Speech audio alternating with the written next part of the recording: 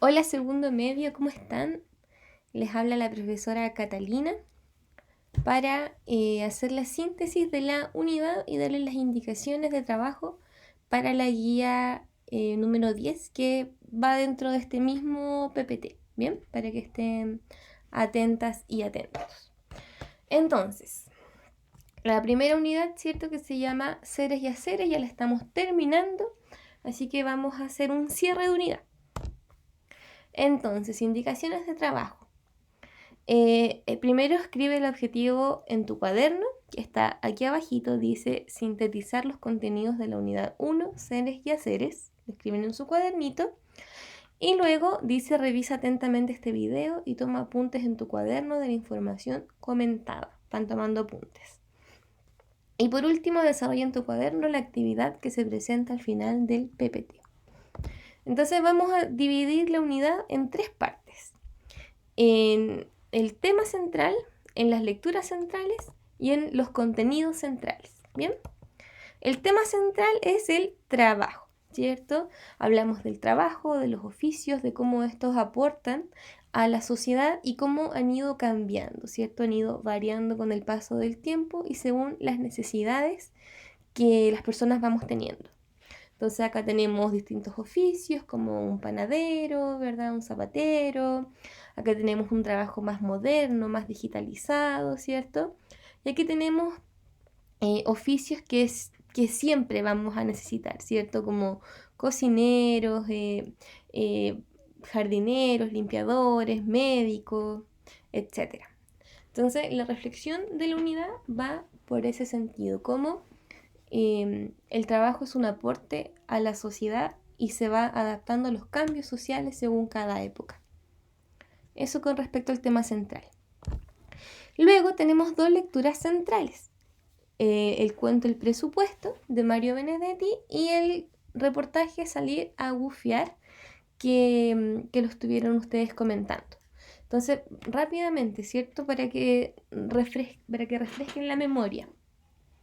Este cuento, el presupuesto, se trataba del trabajo en una oficina, ¿cierto? Que a una oficina le dijeron que iba a llegar un nuevo presupuesto, es decir, como una inyección de capital, que en el fondo le iban a subir los sueldos.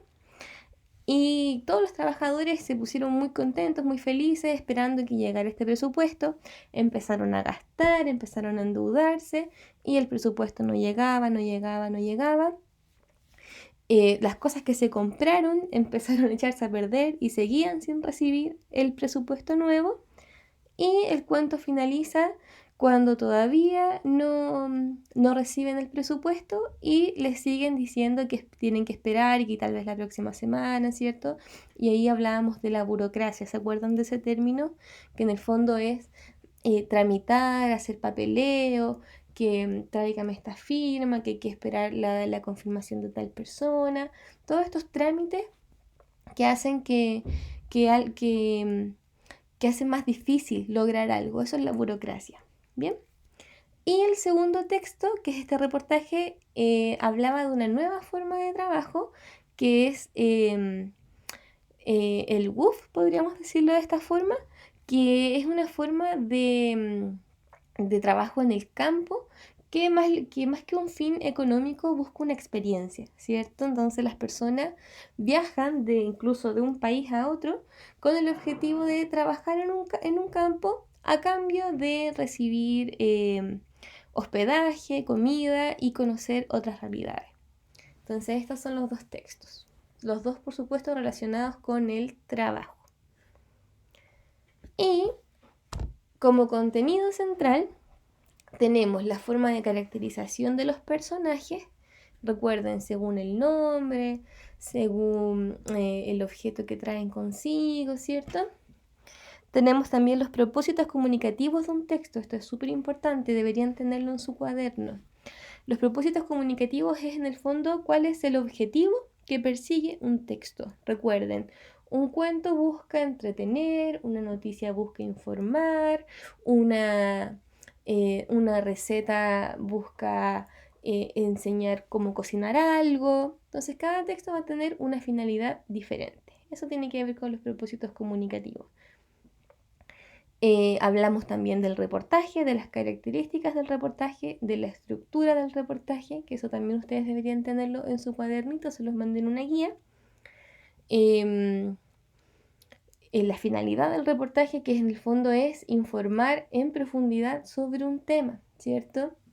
Importante que ustedes sepan distinguirlo de lo que es la noticia. La noticia igual nos informa, ¿cierto? Pero tiene muchas diferencias porque, no sé, una noticia nos tiene que contar algo reciente, algo que haya ocurrido hace no más de un día. En cambio, el reportaje puede tocar temas que hayan ocurrido hace mucho tiempo atrás. Una noticia es más cortita, el reportaje es más extenso, presenta más elementos, ¿cierto? Para que el lector se informe de mejor manera. Entonces, para que tengan presente siempre la diferencia entre una noticia y un reportaje. Y también vimos los recursos lingüísticos y no lingüísticos en un texto, que en este caso un recurso lingüístico es todo lo que se hace a través de la palabra. En este caso, que esto está en el libro también, expresiones coloquiales, adjetivación, enumeración, etc. Y lo no lingüístico es lo que tiene que ver más con lo visual, ¿cierto? En este caso, infografías, gráficos, imágenes, cápsulas. ¿Bien? Eso también está en su libro. Entonces, ahora que hicimos este repaso bien a la rápida, si tienen preguntas, recuerden que me tienen que escribir nomás.